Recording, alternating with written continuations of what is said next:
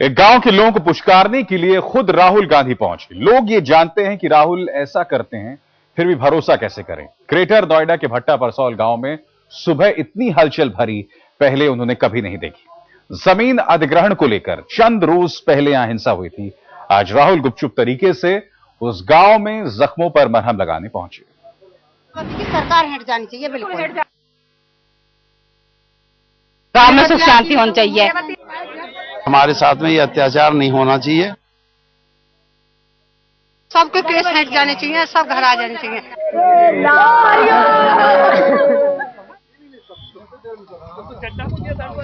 भट्टा परसौल गांव में जमीन की महाभारत का ये सबसे अलग सा मोर्चा है। अब राहुल गांधी इस महायुद्ध के योद्धा भी हैं और सारथी भी।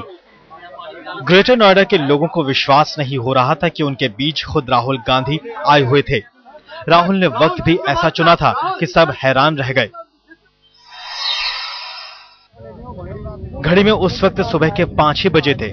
भट्टा परसौल गांव अभी अभी जागा ही था कि पूरे इलाके में खलबली मच गई। यह खबर आई कि गांव में खुद राहुल गांधी आए हैं। राहुल गांधी का काफिला सीधे गांव तक पहुंचा था, लेकिन यहां मुश्किल ये थी कि गांव के अंदर वो कैसे घुसते। ना सड़क ऐसी चौड़ी थी और ना ही कोई इंतजाम।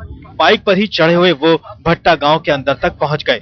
राहुल को जैसे ही पता लगा कि गांव के चारों तरफ पीएसी तैनात है, तो उन्होंने अपनी गाड़ियां छोड़ दी और इस तरह की बाइकों के भरोसे पीछे सवारी के तौर पर बैठकर एक आम आदमी की तरह वो इस गांव में पहुंच गए। और सुबह से धरना जारी है और प्रशासन ये पता करने की कोशिश कर रहा है कि आखिर राहुल कैसे पहुंचे। आगे बढ़े तो राहुल बाइक से भी उतर गए। वो घूमने लगे, पैदल ही पैदल। लोगों से मिलते जाते, आगे बढ़ते जाते। लोगों के साथ बातें करते करते राहुल धीरे धीरे एक घर में घुस गए। कैमरे भी बाहर ही रुक गए। लेकिन गांव का दौरा अभी खत्म नहीं हुआ था। भट्टा के लोगों से मिल चुके थे, अब परसौल के लिए रवानगी थी। देखिए, गाड़ियों का पूरा काफिला पीछे से आ रहा था और राहुल आगे आगे चल रहे थे। वो बस लोगों के साथ रहना चाहते थे। ये भट्टा से परसौल का रास्ता था।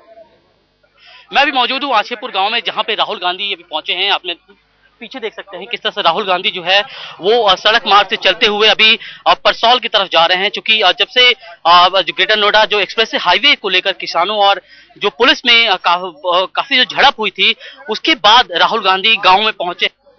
कच्चे रास्ते पर पैदल चलते चलते राहुल गांधी परसौल पहुंच गए।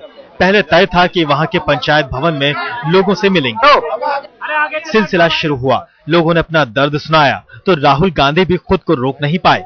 जिस जगह पर बैठक हो रही थी वहीं राहुल धरने पर बैठ गए।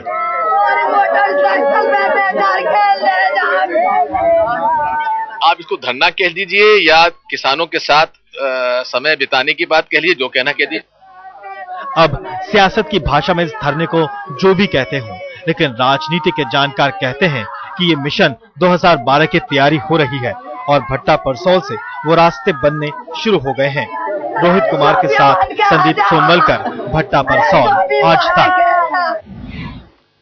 चलिए, इस मुद्दे पर मेरे साथ दो खास मेहमान जुड़ रहे हैं। भारतीय जनता पार्टी के नेता शहनवाज हुसैन और साथ ही कांग्रेस की नेता रीटा बहुगुणा जोशी भी कुछ देर बाद मेरे साथ जुड़ेंगी। मगर सबसे पहले शहनवाज जी, आपसे मैं जानना चाहता हूं, ये एक निहायत ही संवेदनशील मुद्दा है और शायद एक ऐसा मुद्दा जो मायावती राज के लिए उत्तर प्रदेश में जो है उनके खात्मे की शुरुआत यहां से हो सकती है। क्या आप इस बात को नहीं मानेंगे कि राहुल गांधी ने कहीं ना कहीं बाकी पार्टियों पर एक बढ़त बना ली है, जिस तरह से उन्होंने इस मुद्दे की आज शुरुआत की? देखिए, राहुल गांधी देर से जागे हैं, दुरुस्त जागे हैं। जब किसान को गोली लगी, जब किसान परेशान थे, तब वो नहीं गए, सब लोग गए, गिरफ्तार हुए। और हम लोग शुरू से कह रहे हैं कि बसपा और कांग्रेस के बीच में मैच फिक्सिंग है। अगर सारे नेताओं को रोक दिया जाता है, लेकिन राहुल गांधी को सेफ पैसेज देकर वहां पहुंचाया जाता है। राहुल गांधी जी टप्पल भी गए थे बिहार, मैं आपको याद दिलाना चाहूंगा। उन्होंने किसानों को ले जाके प्रधानमंत्री से भी मिलाया था, लेकिन टप्पल से लेकर आज परसौल गांव की घटना तक बीच में वो एकदम सो गए, कुछ नहीं किया। आज सवाल है कि अगर केंद्र सरकार लैंड एक्विजिशन का बिल लेकर आती, अगर केंद्र सरकार इस मामले को एड्रेस करती, केंद्र सरकार के वो एक महत्वपूर्ण नेता हैं, क्या वो अपनी सरकार पर ये दबाव डालते कि बसपा सरकार की अंकुश भरी वो नीति से निजात दिलाने के लिए कोई एडवाइजरी भेजते?